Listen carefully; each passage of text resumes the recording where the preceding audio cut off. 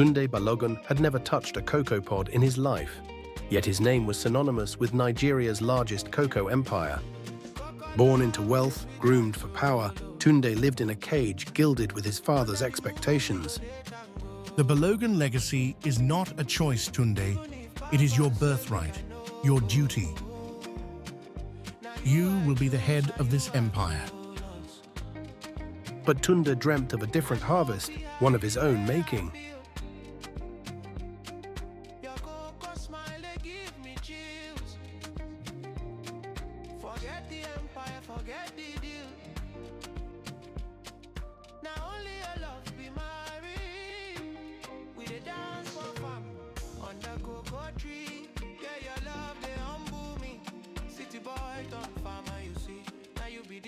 He wouldn't be a clone. He wouldn't be trapped. He chose freedom, even if its path was unknown. For the first time ever, he felt free.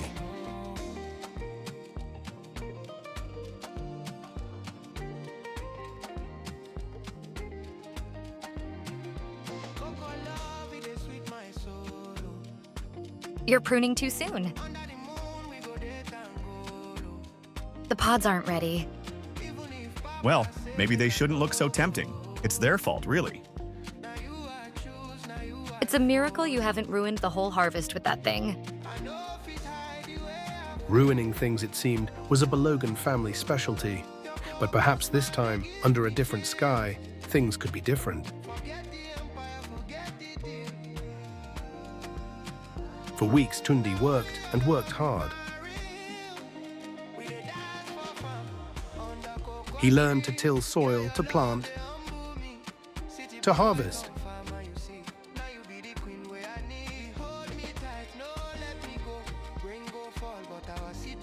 He drank Liza's bitter, freshly brewed cocoa under starlit nights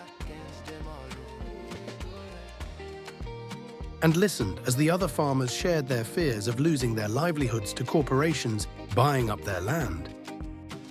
Liza wasn't easily swayed. She led the older farmers with sharp wit and an unyielding resolve, yet never hesitated to roll up her sleeves and outwork anyone in the field. Tunde admired her, perhaps too much. He found himself staying up after the day's work to sketch her in his journal, not just her narrow face framed by a crimson scarf, but the way her hands moved gracefully, even when caked in dirt. Every passing day brought him closer to her, but also closer to a conflict he couldn't escape. Because what Tunde didn't tell Liza, or anyone, was that the company threatening to buy her family's land was his father's. The Harvest Festival was a celebration of their lifeblood, a testament to their unity, a joy shared under the African sun.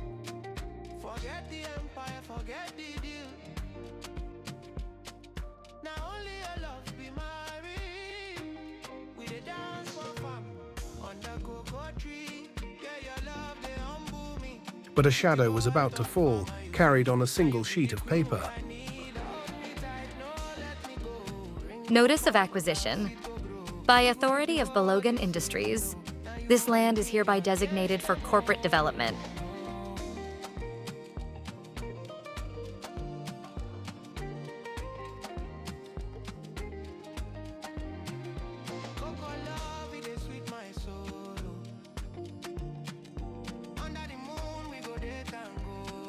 Over my dead body. This village, our home, is not for sale. A line had been drawn in the rich red earth, and Liza Olayemi, daughter of this soil, stood ready to defend it.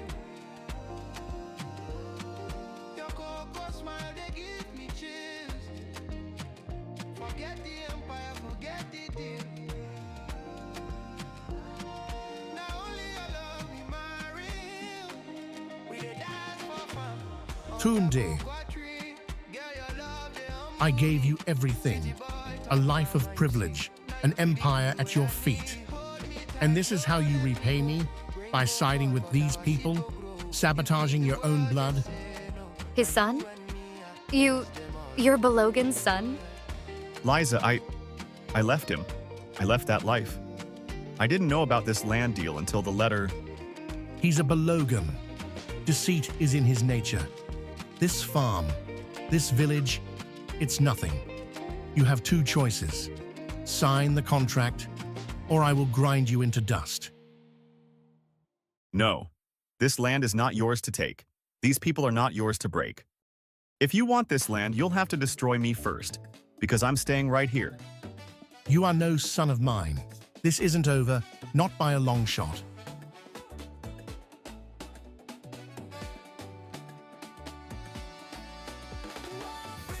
Oba Balogun was a man of his word.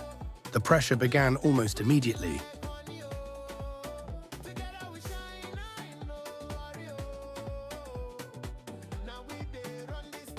But the spirit of the village, once ignited, was not easily extinguished.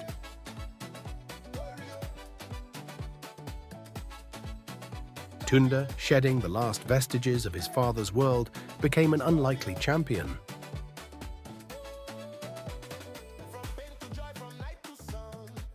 He knew his father's playbook and used that knowledge to counter every move.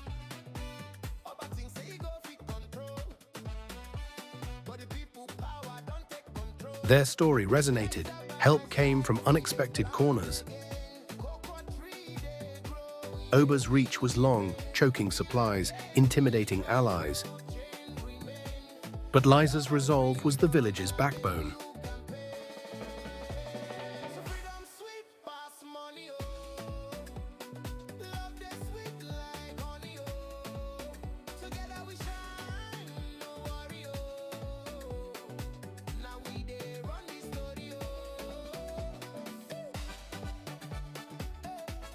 We're holding on. Barely sometimes, but we're still here.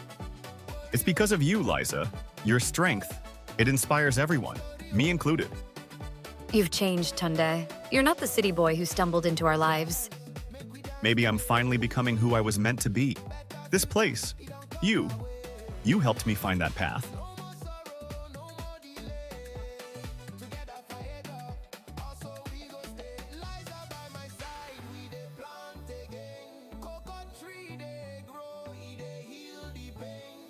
After weeks of deliberation, the Federal High Court has reached a verdict in the landmark case of Olayemi and Community versus Balogan Industries. And in a stunning decision today, the courts have ruled decisively in favor of the Olayemi farmland and associated village territories. The land has been declared a protected heritage site, permanently halting any corporate development by Balogan Industries.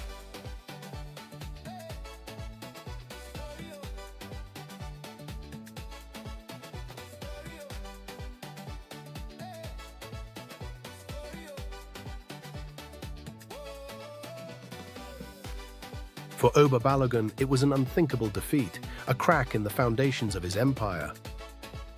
For Tunde, it was the final severance, the joyous confirmation of a path chosen not by birth, but by heart, hand in hand with the woman he loved. The farm, once a battleground, became their sanctuary, tended with love. A symbol of resilience, a home built on shared struggle, and a love that had weathered the fiercest storm. We did it, Tunde. We really did it. Together. Always together now. In the heart of Nigeria, on land redeemed by courage, they planted more than cocoa.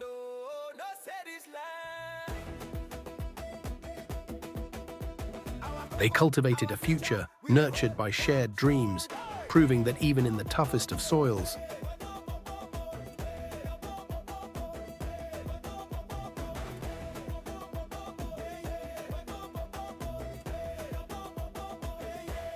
love, resilience, and the quiet dignity of a life connected to the earth can always find a way to bloom.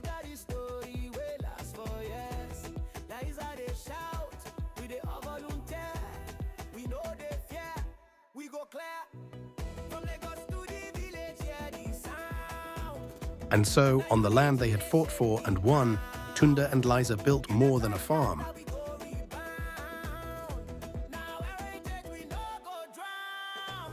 The city was his, the empire intact, but the victory felt hollow, the silence in his penthouse deafening. He had preserved a legacy of power, but at the cost of the only son who might have shared it, or perhaps transformed it. Years passed. The victory was not just an event, but a seed. From it grew not just a thriving farm, but a thriving community. Knowledge was shared, traditions honored, and new paths forged. A legacy not of steel and glass, but of hope and shared earth.